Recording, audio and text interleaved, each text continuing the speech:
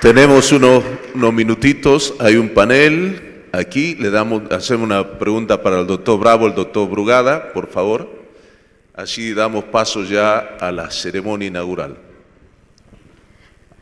Buenos días, felicitaciones por las presentaciones, la verdad que muy buenas las dos.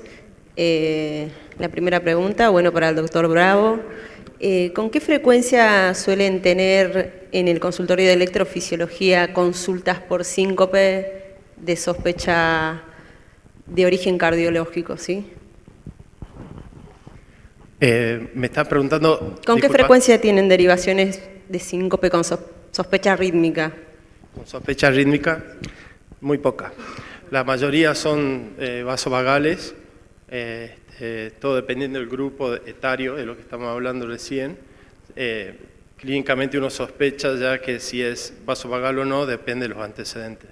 Pero es muy poco arrítmico.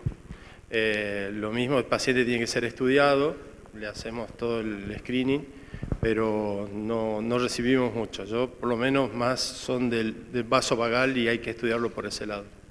No sé, doctor. Sí, no, bueno, porque probablemente el síncope cardiogénico va directamente a urgencias, ¿no?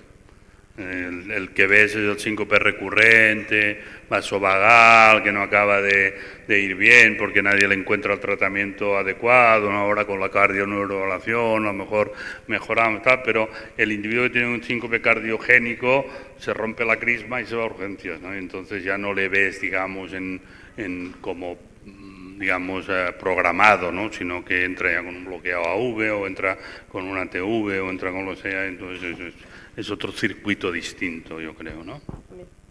Y una pregunta para el doctor Brugada.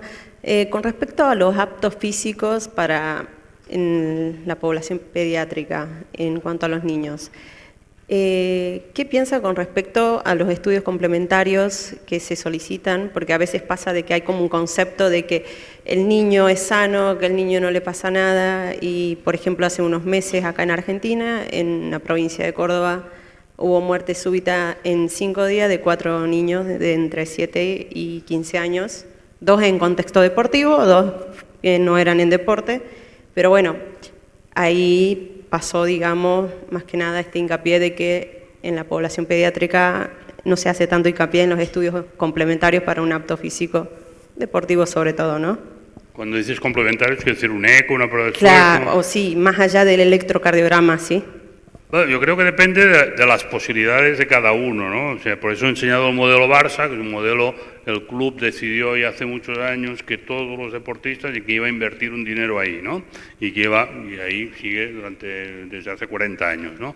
Es verdad que hasta hace poco había equipos de primera división en España que tenían una visita de control anual muy básica, pues hecha por no se sabe muy bien quién, y que todo eso ha ido cambiando, ¿no? Desde que, digamos, los deportistas más profesionales ahora mismo yo creo que están mejor controlados en todos lados, sobre todo porque las muertes súbitas más mediáticas que han pasado, ¿no? Pues han ido provocando eso. Es verdad que cada vez que hay una muerte súbita en la tele de un deportista, automáticamente en los 15 días que siguen todas las mamás están súper preocupadas con sus niños que hacen fútbol y que se van a morir igual que el que le ha pasado, entonces todo el mundo quiere hacer de todo y no sé qué, pero todo eso como siempre, ¿no? Baja la euforia y desaparece no sé qué.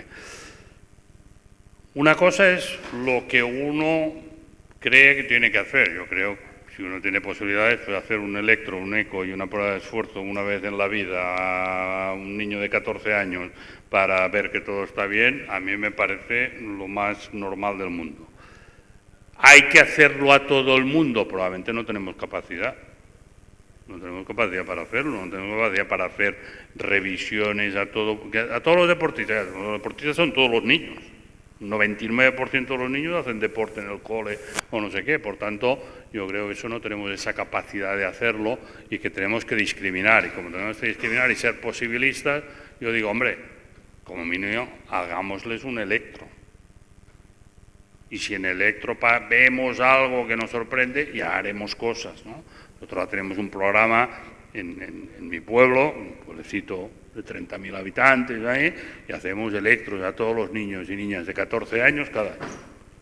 Vamos a los coles y a todos los niños, cuando cumplen 14 años, les hacemos un electrocardiograma. Lo paga el ayuntamiento, yo me miro los electros gratis y no sé qué y tal. Y entonces, esos son unos 500 electros cada año, ¿vale? 500 niños y niñas. De los 500 aparecen aproximadamente 12 o 13 con algo, ¿vale? De esos 12 o 13, pues acabamos haciendo ecos o prueba de esfuerzo, algún Holter, no sé qué, acabas teniendo 2 que tienen alguna cosa que requiere que hagas algo. Esos son los números, no hay más, ¿vale? Afortunadamente no hay tanta patología, pero yo creo que el hecho de tener un electro al menos una vez en la vida, bueno, pues diagnosticar los Wolff asintomáticos, diagnosticar los Brugada, los cutelargos, no sé qué, que pueden estar asintomáticos hasta ese momento, o puedes sospechar una hipertrófica, por ejemplo, ¿no? Yo creo que eso pues te da ese punto de etapa. Yo diría sí a todo, pero hay que ser posibilista, y probablemente lo más normal o lo más adecuado es poder hacer un electro a toda la población en algún momento, que yo he elegido a los 14 años porque me parece el momento más adecuado. Muchas gracias.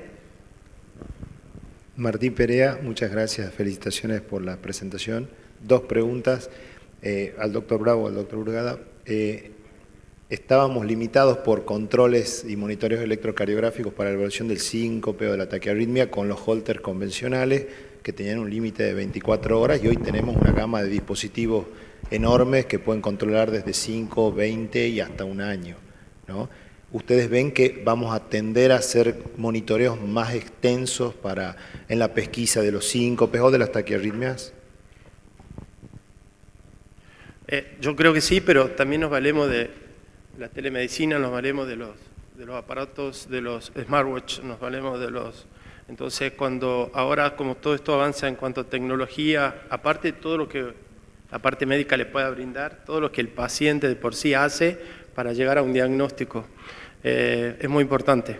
Y la tecnología apoya todo esto que vos estás diciendo y nos tenemos que valer de eso para hacer diagnóstico.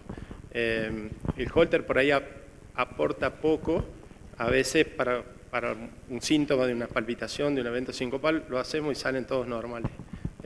Entonces, por ahí, de algo que uno se vale, de que uno lo tenga a mano, se hace más diagnóstico, ¿no? Un porcentaje de diagnóstico. Sí, yo creo que todo lo que es la nueva tecnología nos ayuda y nos complica la vida, ¿vale? Es decir, nos ayuda al paciente que realmente tiene unos síntomas y quiere saber el síntoma, pero una vez ya hemos visto el síntoma, lo que hay que pedirle es que tire el reloj, que lo tire, ¿vale? Porque si no, el individuo que tiene síntomas que son extrasístoles y tal, ¿no? Empieza a mandar cada extrasístole que nota, te lo manda, ¿no? Y te manda 800.000 extrasístoles a la semana, ¿no? Entonces yo creo que eso también hay que controlar todo eso, porque vamos a acabar nosotros absolutamente histéricos con esta historia, ¿no? Por tanto, bien, sí, muy bien para documentar cosas que el paciente tiene, pero una vez documentados ya sabemos lo que es. Entonces ya vamos a ir a hacer lo que tengamos que hacer y que el individuo ya entienda que eso era para hacer el diagnóstico. Ya está. De hecho, no es necesario que nos explique su vida 24 horas al día. Perfecto. Y una segunda pregunta. Acá, doctor, digamos, además de jugarse el fútbol, se juega mucho el rugby, ¿sí? Y hace más o menos 10 años la Unión Argentina del Rugby puso lo que se llama menores de 15, la división de los chicos cuando cumplen 15 años, hace un control sistemático obligatorio a nivel de todos los jugadores de rugby del país, donde les pide una ergometría, un ecocardiograma, un electro, ¿sí? Y unos análisis de sangre. Y el chico, desde que juega a los 6 años, se hace un electro anualmente, ¿no? Algo que yo personalmente considero redundante. ¿Cuál es mi visión de haber participado de estos controles? De que uno termina dividiendo 3 grupos. Un grupo que realmente uno le da un beneficio, donde el paciente tiene claramente una enfermedad con riesgo de vida. Un grupo donde el paciente está sano. Pero el grupo que a mí más me preocupa, que he visto por experiencia, es el grupo del medio, ¿no? La duda. El grupo del medio, la duda. Un paciente que tiene un septum de 14 milímetros, que uno lo desentrena. En ese momento, cuando se inició, no había resonancia cardíaca, o sea que dependíamos del eco con toda la variabilidad de las mediciones, no había la disponibilidad de información genética que tenemos ahora. pero me da la impresión que hemos sacado más chicos del deporte que lo que se necesitaba. Digamos, es una duda conceptual porque no lo voy a saber nunca, pero me ha tocado controlar chicos con fenotipos borderline de miocardiopatía hipertrófica que han estado totalmente asintomáticos y que han sido sacados del deporte. Y recientemente en la guía del 2024 apareció este concepto de que algunas miocardiopatías hipertróficas podían hacer deporte competitivo. No sé qué visión me podría dar usted de su experiencia en los controles sistemáticos del Barcelona, si tuvo que sacar gente que le quedaron dudas, y si usted ve deportistas con miocardiopatía hipertrófica jugando al fútbol profesional o con un desfibrilador. Sí, no, yo creo que... A ver, están las dos caras de la moneda, ¿no? O sea, una cara de la moneda es que cuando tú haces cosas vas a encontrar cosas, ¿vale? Si tú haces pruebas vas a encontrar cosas y hay que ser consecuente. Es decir, si tú tienes un sistema de monitoreo de la gente con electros, con ecos, no sé qué, pues vas a encontrar cosas y hay que ser consecuente con lo que encuentres. Es verdad que tienes esa zona gris siempre, que es la miocardiopatía un poquito hipertrófica, pero no hipertrófica, ¿no? Y que ahí es donde, bueno, pues tienes que parar el deporte de ese individuo durante unos meses, ver si eso mejora, si no mejora, etcétera, etcétera. Una de las cosas que yo he puesto en mi diapositiva es el equipo médico nuestro tiene capacidad decisoria. Eso es fundamental, porque si tienes que hacer las pruebas y cuando encuentras a alguien te sale el entrenador o no sé qué, o el financiero o no sé qué, y te dice no, eso no puede ser, mejor no lo hagas, pues entonces entramos en una dinámica que ya no hacemos nuestro trabajo adecuadamente. Y eso fue una de las exigencias que tuve yo cuando entramos hace ya muchos años, que nos pidieron que nos ocupáramos de la parte cardiológica del Barça, ¿no?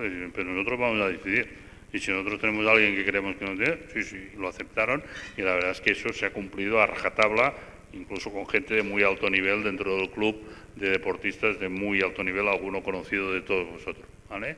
Y yo creo que eso es así, pero es verdad que luego también tienes una parte muy difícil. Chavalín de 12 años con una hipertrófica que lógicamente su padre, todos creen que su hijo va a ser Messi, ¿no? Y que tú le dices al padre que ese niño no puede continuar en el Barça, ¿no? Drama absoluto, 1000 recursos, ir a ver médicos en todos lados, siempre hay alguien que le dice, no, hombre, no, ese niño puede jugar, vuelven, no sé qué, que tengo un informe que dice que puede jugar, ya, pero quien manda aquí en este club somos nosotros y no puede jugar. Pero eso es una situación, digamos, muy desagradable, muy complicada y que hace que, bueno, pues es la parte, digamos, negativa de esta historia, ¿no? Pero estoy de acuerdo contigo, hay un problema en esos casos limítrofes, en donde tampoco tenemos certezas, o sea, es más la experiencia de cada uno, ¿no? ¿Qué tal? Buenos días a ambos. Muchas gracias por las presentaciones. Mi pregunta es la siguiente. Una de ellas en un paciente que tiene síncopes recurrentes y que se descartaron causas neurológicas, arrítmicas, cardiológicas estructurales. ¿Qué valor le dan al uso, por ejemplo, de paroxetina para limitar el síntoma? Todo depende de las características del paciente. Si vemos que las características del paciente, un paciente emocional, ansioso o viene, no sé, psicológicamente inestable, por ahí sí se podría indicar la paroxetina, pero lo mejor es siempre tratar de ver. Vos me decís que ya le hicieron todos los estudios. Electrofisiológico, Holteres a repetición, sin arritmias, se descartó sin patología estructural, medicación de base sostenida, la cumple regularmente y continúa con los episodios sincopales. ¿Le das valor o no le das valor al uso de la negativo también? Fibromialgia de base también. Entonces sí. Bueno, sí. Sí, bueno, hay que intentar documentar la causa del síncope, ¿no? Digo, pues si es un síncope muy repetitivo, o sea, nosotros este individuo, normalmente lo que vamos a hacer después de hacer todo eso, si todo es negativo y sigue, le vamos a implantar un holter subcutáneo seguro. Y vamos a ver, en la primer síncope que tenga tenéis el diagnóstico. El de la paroxetina, cuando le pones el holter subcutáneo deja de ser síncopes. Siempre. Con lo cual, no, que tiene cada semana, le pones el subcutáneo, nunca más. Doctor, me ha curado. te he puesto un holter, yo no te he puesto ningún tratamiento, pero eso ocurre, ¿vale? Y ahí es muy sintomático de que hay un componente muy ansioso, muy no sé qué, muy psicológico, y que, bueno, pues hacer algo ha hecho que cambie su percepción del síncope y tal. Si a pesar de eso tiene el síncope y documentas que son síncopes vasovagales extremos con no sé qué, pues a lo mejor se puede plantear una cardioneuroablación si realmente estamos hablando de alguien que tiene síncopes recurrentes graves que le limitan su calidad de vida mucho, pues se puede intentar, claro.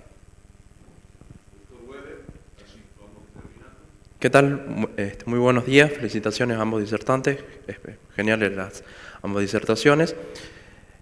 Nos pasa mucho en cuanto al consultorio, a veces en la internación en unidades coronarias, de estos tipos de pacientes con síncope repeticiones, que algunos han llegado a tener colocación de un holter, un marcapaso subcutáneo, y a pesar de eso no se encontró ningún tipo de registros. ¿Cuál sería su experiencia en ese sentido? Si han logrado encontrar algo más allá del tiempo programado de varios meses. Y la segunda, en cuanto a muerte súbita, tenía una pregunta similar a mis colegas en cuanto pienso que a veces uno lo evalúa a los pacientes antes de empezar algún tipo de deporte, y a pesar de eso siguen habiendo episodios de muerte súbita, sobre todo en pacientes muy jóvenes, en ciertos determinados tipos de deportes, más que nada en fútbol, en rugby, pero también ocurren en otros más, quizás en atletismo, en senderismo, que a veces no están del todo documentados. Si estamos fallando en algo, a pesar del manejo que uno plantea inicialmente, del electro, del eco y de alguna prueba de esfuerzo. Muchas gracias. Sí, bueno, seguimos teniendo un pequeño porcentaje de pacientes en que no sabemos por qué se han muerto. Eso es evidente. Tenemos pacientes o deportistas, digamos, de élite que no sabemos por qué se han muerto y que todo sale normal y que todo ha salido normal. Y tengo varios ejemplos, digamos, que yo he visto de pacientes en quienes no se pudo demostrar absolutamente nada, a pesar de que se había hecho todo en ellos, ¿no? Por tanto, está claro, tenemos ahí todavía un pequeño porcentaje de indefinición y de indecisión, ¿no?